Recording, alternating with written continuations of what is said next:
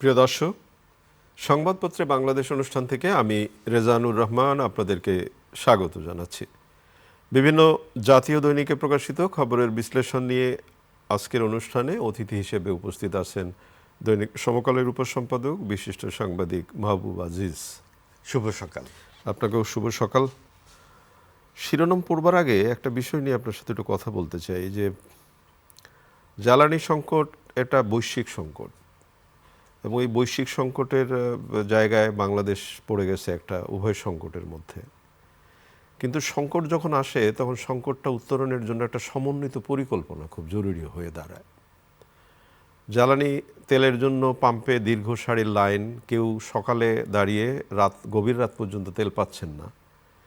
এতে যানজটের সৃষ্টি একটা তো হচ্ছেই, জনজীবনে নাভিশ্বাস। এবং আরেকটা ব্যাপার যেটা হচ্ছে যে জ্বালানি তেলের আপনি তখন দামটা বাড়িয়ে দিলেন, বাড়িয়ে দেওয়ার পরে একটা স্বাভাবিক নিয়মেই মনে হচ্ছিল যে এবার বোধহয় সবাই তেল পাবে, লাইনটা কমে যাবে, সব কিছু কমবে।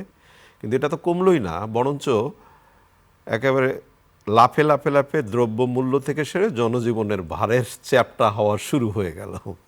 তো এটা নিয়ে একটু কথা বলবো আপনার সঙ্গে। তার আগে পত্রপত্রিকার শিরোনাম পড়ে শোনাই আগে। দৈনিক প্রথম আলো, তেলের মূল্য বৃদ্ধির পর সরবরাহ বাড়ালো বিপিসি, পণ্য পরিবহনে খরচ বাড়ছে। কিট সংকটে হাম পরীক্ষা, কম হচ্ছে শনাক্ত কম। ইরান যুক্তরাষ্ট্র বৈঠক নিয়ে অনিশ্চয়তা কাটেনি, তবে প্রস্তুত নিচ্ছে পাকিস্তান। দৈনিক সমকাল, পণ্য পরিবহন ও যাতায়াতে খরচ বাড়ছে। আইএমএফের যেসব শর্তে রাজি হচ্ছে না সরকার, দুঃসময়ে কৃষকের কাঁধে খরচের ভারী বোঝা। দৈনিক যুগান্তর, বিপর্যস্ত অর্থনীতি, বাড়ল জ্বালানি তেলের দাম, জনজীবনে বড় ধাক্কা। কালের কণ্ঠের শিরোনাম, অর্থকষ্টে সরকার, হামের ছোবলে একদিনে ঝরল আরও 4 শিশু প্রাণ।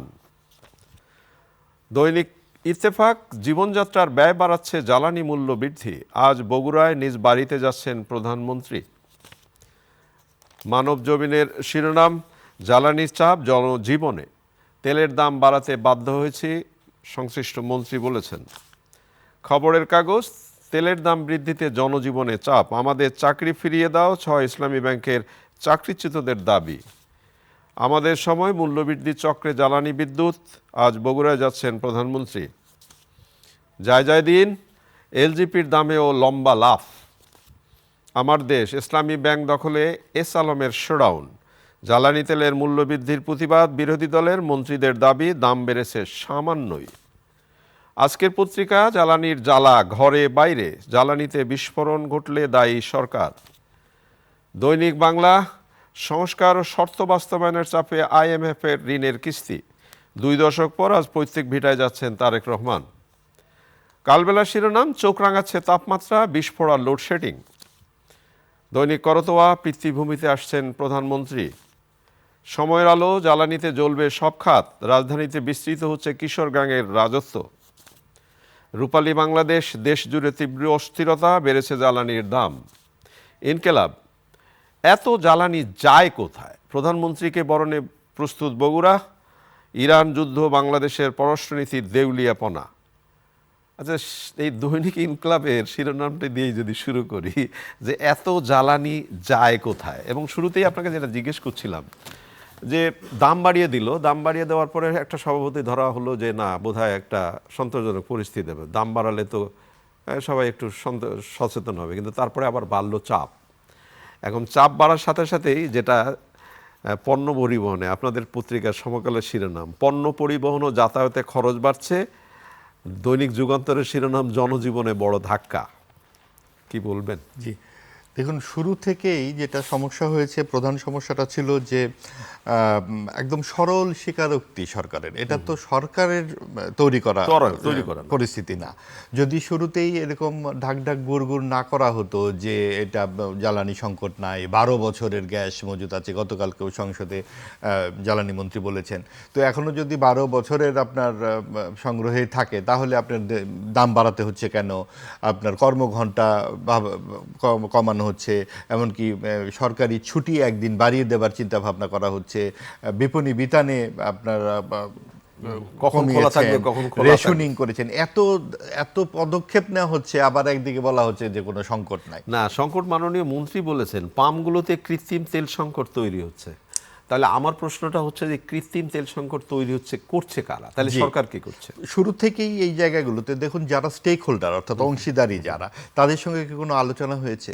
যারা জ্বালানি বিশেষজ্ঞ, এনার্জি সেক্টরের যারা অভিজ্ঞ, তাদেরকে নিয়ে যদি আলোচনাটা করে যে এই সমস্যার মুখোমুখি আমরা কি করা যায়, তা না করে শুরু থেকে একটা ব্যাপার কিন্তু সাধারণ মানুষ যারা এখানে এই ভুক্তভোগী, তারা কিন্তু জানে যে সংকটটা সরকারের তৈরি না, এটা একটা বৈশ্বিক সংকট। কিন্তু তারা যে জিনিসটা, যে ব্যাপারটা কল্পনা করে না, প্রত্যাশা করে যে এটা একটা সার্বিক পরিস্থিতিটা নিয়ন্ত্রণের একটা পরিকল্পনা খুব জরুরি, সমন্বিত পরিকল্পনা এবং কিছু দৃষ্টিগ্রাহ্য পদক্ষেপ। যেমন ধরুন যে মজুতদারি যে ব্যাপারগুলো ঘটেছে, এটা তো চোখের সামনেই ঘটেছে, অনেক জায়গা থেকে তেল পাওয়া গেছে, তাদের ব্যাপারে কি ব্যবস্থা নেওয়া হয়েছে, 1 নাম্বার। 2 নাম্বার, যেমন ধরুন এই যে দামটা বাড়িয়ে দেওয়া হলো, বা বাড়িয়ে দেওয়ার পর এরকম একটা ধারণা করা হয়েছিল যারা মজুত করেছে তারা অনেকেই বিক্রি করবে। তখন একটা বুদ্ধি কাজে লাগানো দরকার ছিল যে আবার একটু কমিয়ে দেওয়া। তাহলে কি অবস্থা, মানে যারা মজুদ করবে তাদের সঙ্গেও কিন্তু বুদ্ধির খেলা সরকারের খেলতে হবে, চোর পুলিশ খেলা, উপায় নাই তো। যেহেতু মজুদদারি করছে সরকার, নিশ্চয়ই করছে না, যেহেতু ব্যবসা বুদ্ধি সবসময় করা হয়, বিশেষ করে যুদ্ধ পরিস্থিতিতে ব্যবসায়ী তো করবেই, বিশ্বজুড়ে এই পরিস্থিতি। এখন দেখুন 15 থেকে 16% দাম বৃদ্ধি হয়েছে, হয়তো আরও বাড়তে পারে, কারণ বিশ্ববাজারের যে পরিস্থিতি, তো সেই ক্ষেত্রে আমাদের পরিস্থিতিটা কি দাঁড়াবে, কারণ আমাদের কিন্তু আরও বাড়তে পারে। আপনি যেমন বলছেন, শুধু তো তেলের দামে না, এই যে এলপিজির দামটা 212 টাকা, একটা এলপিজি 212 বেড়েছে, এবার কিন্তু 212 টাকা বাড়লো। এখন প্রশ্নটা যেটা হচ্ছে, আপনি যদি সাধারণ মানুষের দিকটা একটু ভাবেন, আজ চিন্তা করেন, একটা মানুষের মাসিক একটা আয় রোজগারের একটা ফর্দ থাকে যে আমি এই খাতে এই টাকাগুলো ব্যয় করব, বা এখান থেকে এই টাকাটা আসবে, তারপরে আমি এটা ব্যয় করব। কিন্তু আপনি হঠাৎ করে এলপিজি বাড়ালেন, তেলের দাম বেড়ে গেল, বাজারে তো এখন আকাশ ছোঁয়া, যে যেভাবে পারে। বাংলাদেশের মানুষের প্রত্যাশাটা এই রকমের, বা উদ্যোগটা এই রকমের, দাম বাড়লে সাথে সাথে আপনি বলে দেন দাম বেড়ে গেছে, আর যদি দাম কমে তখন বলবেন না এটা আমার অনেক দিন আগের কেনা, অতএব এটা তো আমি ওই দামে দিতে পারবো না। তাহলে এই মানসিকতার পরিবর্তন যদি না হয়, তাহলে কি দাঁড়াবে কি? না, এক্ষেত্রে তো সরকারের যেটা দরকার ছিল কি, আমাদের মানসিকতা তো সরকার পরিবর্তন করতে পারবে না, তাদের দরকারটা ছিল পরিকল্পনা। মাত্র 2 মাস বয়সে একটি সরকার, শুরু থেকেই তাদের এই সমস্যাগুলোর ব্যাপারে তারা কিভাবে পদক্ষেপ নিচ্ছে এবং সংসদে আলোচনা করছে, কারণ সংসদ তো চলমান, সকাল 10টা থেকে 8টা 9টা পর্যন্ত সংসদ চলছে, সেখানে আমরা কি আলোচনা শুনছি? সেখানে আমরা অন্তত 15 যে কার্য দিবস হচ্ছে, আমরা জুলাই সনদ ছাড়া আর কোনো আলোচনা শুনছি না, যেখানে রাস্তায় বেরোনো যাচ্ছে না আপনার 3 কিলোমিটার 4 কিলোমিটার যানবাহনের সারি, সংসদে শুধুমাত্র ওই আলোচনাটি কেন? আপনার হামের টিকার অভাবে শিশুরা 200 শিশুর বেশি মারা গেছে, আপনার এই পরিস্থিতি এবং অন্তর্বর্তীকালীন সরকারের যে দুর্নীতি, অনিয়ম, দুঃশাসনের কারণে কিন্তু এই ঘটনাগুলো ঘটেছে, সেটার কোনো জবাবদিহিতা সরকার বা বিরোধী দল কেউই চাইছে না, কারণ এই জায়গাতে কিন্তু তারা আবার একমত যে সব দোষ আওয়ামী লীগ সরকারের, অন্তর্বর্তীকালীন সরকার 18 মাসে কিছুই করেনি, এটাই মনে হচ্ছে সংসদের অধিবেশন শুনে। তো এই জায়গাগুলোতে কিন্তু অনেক প্রশ্ন উঠে যাচ্ছে। এই জ্বালানির ক্ষেত্রেও যেটা হয়েছে, সবচাইতে স্মার্ট যেটা পদক্ষেপ হতে পারতো যে এই হলো আমাদের পরিস্থিতি, আমাদের এইভাবে চলতে হবে। শুরুতেই একটা রেশনিংয়ের কথা বলে এক ধরনের প্যানিক সৃষ্টি করা হয়েছে, আতঙ্ক সৃষ্টি করা হয়েছে, অনেকেই কিন্তু এইভাবে। আরেকটা ব্যাপার হচ্ছে, ধরেন জনজীবনে আপনার নানান রকম অস্থিরতা বেড়ে যাচ্ছে, মানুষের অনেক কষ্ট হচ্ছে, সবচেয়ে বেশি কষ্ট হচ্ছে যেই ড্রাইভার কিংবা গাড়ির চালকেরা আপনার এক দিনের এই দিন 6টার সময় দাঁড়ালো, পরের দিন সন্ধ্যা 6, এটা কি কোনো মানবিক ঘটনা? সহ্য ক্ষমতা, এটা দুঃসহ পরিস্থিতি। মশারি নিয়ে গিয়ে, লেপ্তশোক নিয়ে গিয়ে এভাবে যদি শুয়ে পড়তে হয় রাস্তায়, তাহলে আসলে পরিস্থিতিটা কি দাঁড়ায়? এই জায়গায় আসলে সুশাসনের প্রয়োজন। আপনি দেখুন সিঙ্গাপুরের একটা উদাহরণ, জোর বেজোর সংখ্যায় গাড়িতে তারা কিন্তু দিচ্ছে, আজকে জোর দিলে কালকে বেজোর।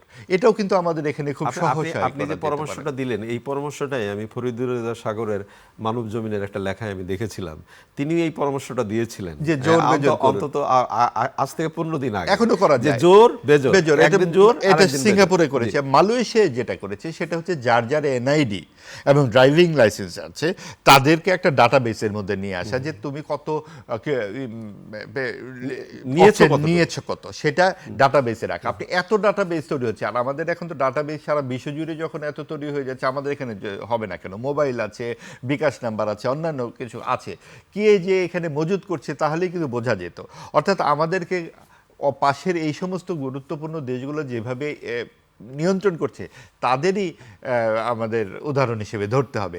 আমরা যদি মনে করি না আমরা পারবো না, করব না, আমাদের কিছু নাই, এবং মাঝখান থেকে ব্যবসা করে যাবে এক শ্রেণী, হাল ছাড়ার কোনো সুযোগ তো নাই। কিন্তু এই হাল ছেড়ে দিচ্ছেন, মানুষের তো নাবিশ্বাস অবস্থা। হাল ছাড়েন নাই, তারা কিন্তু নানা রকম বলে যাচ্ছেন সরকার, কিন্তু এইটা আরো বেশি ভালো হতো, ইতিবাচক হতো যদি আমরা উদাহরণগুলোকে সামনে রেখে নিতাম।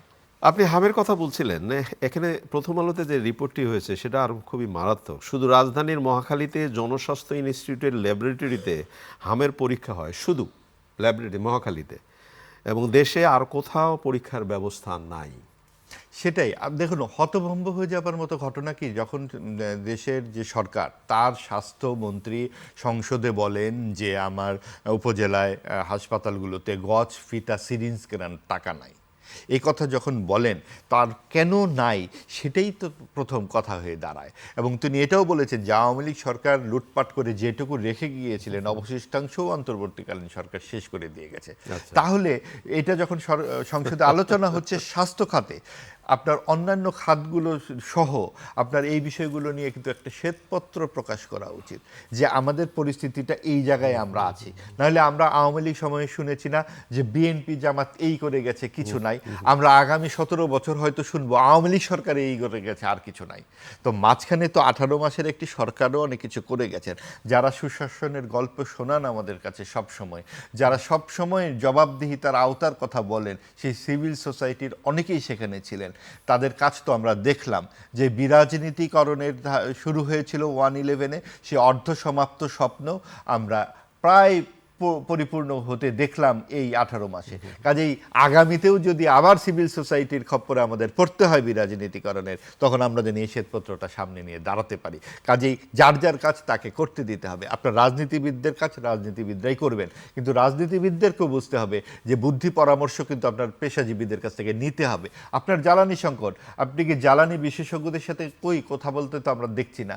আপনার জ্বালানি সংকট, আপনি যারা এইটা নিয়ে কাজ করছেন, বিভিন্নভাবে বৈশ্বিক সমস্যার সাথে যারা পরিচিত, তাদেরকে কেন আপনি কমিটির মধ্যে রাখছেন না? এবং তাদেরকে বলুন যে আপনি 3 দিনের মধ্যে আমাদের একটা ফয়সালা দেন, একটা রিপোর্ট করুন। কোনো কিছুই আমরা দেখছি না। আমরা এলো পাথারি ছুটে বেড়াবো কেন? কারণ সমস্যা হবে, সমস্যার সমাধান তো সবাই মিলে করতে হবে। আপনি যেটা বললেন, সমস্যা আসবেই, এবং সমস্যা আরো আসবে সামনে, এবং সেই সমস্যা মোকাবিলা করবার জন্য যে আমাদের সামর্থ্য বা আমাদের যে প্রক্রিয়া, সেটা একটা বিশ্বস্ততার জায়গায় যাওয়া, এবং অভিজ্ঞ বিশেষজ্ঞদের যে যার যার কাজে আপনাকে যুক্ত করতে হবে।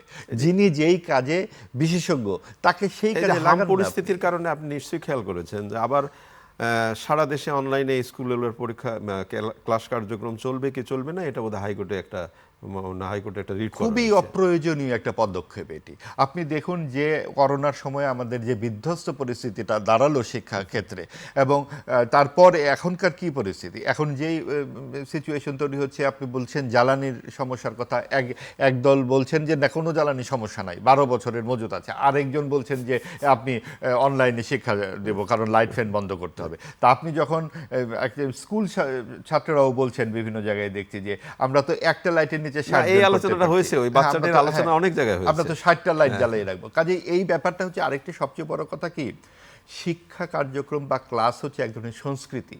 আপনি এই সংস্কৃতি কিন্তু বেরিয়ে যদি বিচ্ছিন্ন করে বিভিন্ন জায়গায় আপনি কিছু বাচ্চাদেরকে রাখেন, তাহলে তাদের এই মনন এবং বিকাশের ক্ষেত্রটাকে বন্ধ হয়ে যায়। আরেকটা ব্যাপার যেটা হচ্ছে যে আমরা যে বিষয়টা ঢাকায় বসে চিন্তা করছি, মাননীয় মন্ত্রী যেটা চিন্তা করছেন, সেইভাবে আমার দেশটা কিন্তু এখনো তৈরি হয়নি। আরো একটি কথা, আরো একটা সময় লাগবে। কয়জন মানুষ ব্যক্তিগত গাড়িতে স্কুল কলেজে যায় আমাদের দেশে বলুন তো দেখি? আপনি ঢাকাতে ছাড়া আর কোথায় ব্যক্তিগত গাড়ির ব্যবহারই আছে আমাদের দেশে? মানে কোন দেশে বসে যে আমাদের মন্ত্রীরা ভাবেন সেটা মাঝে মাঝে বিস্মিত হতে হয়। কারণ এটা কিন্তু যুক্তরাষ্ট্রের বাস্তবতা নয়, ইংল্যান্ডের বাস্তবতা নয়, এটা বাংলাদেশের বাস্তবতা। হেঁটে এবং দৌড়ে আমরা স্কুলে যাই। মাহবুব, একটু রাজনীতি নিয়ে আলাপ করি আপনার সাথে। আমি আজকে একটা শিরোনাম পড়লাম, অপরাধী ছাড়া ছাত্রলীগ করলেও এনসিপিতে যোগ দেওয়া যাবে। নাহিদ ইসলাম বলেছেন অপরাধী ছাড়া ছাত্রলীগ করলেও আপনি এনসিপিতে যোগ দিতে পারবেন। এই কথার অর্থ কি? একই কথা শুনি আজি মন্থরার মুখে। এই কথাটি আমরা এতদিন ধরে বলে আসছিলাম যে সকলেই অপরাধী নয়, যারা অপরাধের বাইরে আছেন আওয়ামী লীগের তাদেরকে নির্বাচনে অংশগ্রহণ করার সুযোগ দিন, এবং সেটা তাহলে অন্তর্ভুক্তিমূলক সমাজের আকাঙ্ক্ষাটা জাগ্রত থাকে। কিন্তু তখন বলা হলো এই কথা বলার সাথে সাথে, আওয়ামী লীগের কথা বলার সাথে সাথে আপনার ফ্যাসিবাদের দোষর। যেমন আওয়ামী লীগের সময়ে বিএনপি জামাতকে নির্বাচনে আসতে সুযোগ দিন বলার সাথে সাথে আপনি জামাত রাজাকার, আর আপনি তখন বললেন আপনি ভারতীয় দোষর। আপনি চিন্তা করে দেখুন, এখন যেই সংসদে চলে যাওয়ার কাজটি শেষ হয়ে গেছে, এখন পরিসর বাড়াতে হবে। অর্থাৎ এনসিপি সুযোগ পেলে জামাতকেও যে প্রশ্নবিদ্ধ করবে এবং তারা প্রধান বিরোধী দলে পরিণত হতে চাইবে, এটাই স্বাভাবিক। রাজনীতিতে যে যার স্বার্থটাই দেখবেন ভালো কথা, কিন্তু আদর্শ নৈতিকতা বলে তো একটা বিষয় আছে। যেই আওয়ামী লীগ এবং ছাত্রলীগকে নিষিদ্ধ করার জন্য আপনারা এত উচ্চকণ্ঠ হলেন, আপনারা অন্তর্বর্তীকালীন সরকারের রাস্তার সামনে গিয়ে বসে ঠান্ডা পানি খাওয়ার বিনিময়ে, কারণ গরমকাল ছিল মনে পড়ে, ঠান্ডা পানি খেতে খেতে কুসুম কুসুম আন্দোলন করলেন, এবং দুদিনের আন্দোলনে আওয়ামী লীগ নিষিদ্ধ হয়ে গেল। আপনি চমৎকার কথা বললেন তো, ঠান্ডা পানি খেতে খেতে কুসুম কুসুম আন্দোলন করলেন এবং সেটা আপনার আওয়ামী লীগকে নিষিদ্ধ করা হলো। আরেকটা জিনিস দেখুন, এই যে সংসদে হাসি খুশি সংসদ চলছে, কিন্তু যেহেতু আওয়ামী লীগ নাই, এটা তো হতেই পারে না, এরকম একটা প্রাণবন্ত সংসদ তো হতেই পারে না। প্রাণবন্ত সংসদটা হবে তখনই যখন আমরা সেখানে অন্তর্ভুক্তমূলক সমাজ দেখব এবং সেখানে মানুষের সমস্যাগুলো। আপনি দেখুন, টিআইবির একটি রিপোর্ট বলেছে যে আওয়ামী লীগ আমলে, এর আগে সরকার বলতে আওয়ামী লীগ সরকারের আমলে আপনার 61 ঘন্টা শুধু প্রধানমন্ত্রী এবং সরকারের গুণকীর্তন করা হয়েছে, যার খরচ হচ্ছে 100 কোটি টাকার বেশি সংসদে। আমরা কিন্তু এখন বর্তমান সংসদে কবিতা আবৃত্তি দেখতে শুরু করেছি, অলরেডি আমরা কবিতা শুনেছি, এখনো গান শুনিনি, তবে আশা করা যায় শুনতে পাবো। তাহলে ওই আমলে সঙ্গীত শুনলে সেটা সমালোচনার বিষয়, এই আমলে কবিতা শুনলে সেটা সমালোচনার বিষয় হবে না কেন? এই কবিতা, সঙ্গীত ইত্যাদি যার যার জায়গায় থাকুক, সংসদে তো সেটা চর্চা করার বিষয় নয়। আপনার 1 ঘন্টায় কত টাকা খরচ হয় সেগুলো তো আমরা সকলেই জানি।